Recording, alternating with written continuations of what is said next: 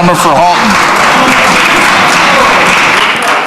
Mr. Speaker, luxury car dealers in my area would like to thank the Minister of Finance because each buyer of a new Mercedes is now going to save about $1,000 in GST.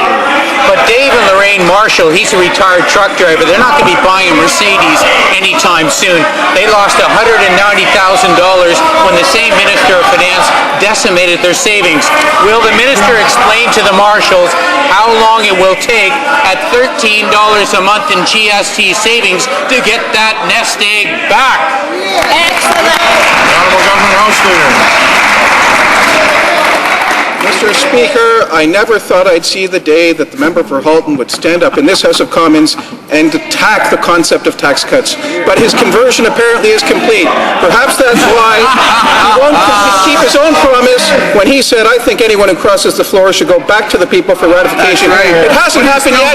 In fact, he's so afraid it seems to have passed on to the whole caucus. He's willing to stand on their hands to never face the voters again. The honourable member for Halton.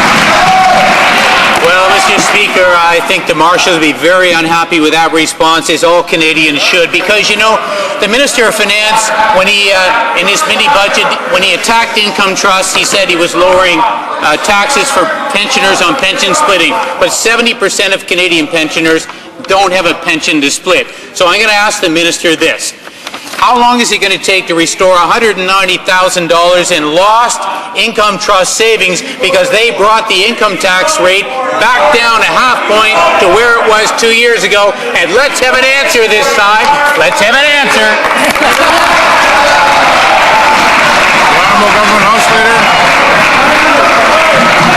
Mr. Speaker, when this member finally goes back to the voters as he promised, he can explain why he voted for that pension income splitting and why he voted for the income trust measures that we brought in place. I hear he's among those Liberals that are unhappy with their leadership's approach these days, but I hear they're going to do something about it. They're going to the Liberal leader's office to register their dissatisfaction in a way only the Liberal leader will understand. They're going to stage a sit-in.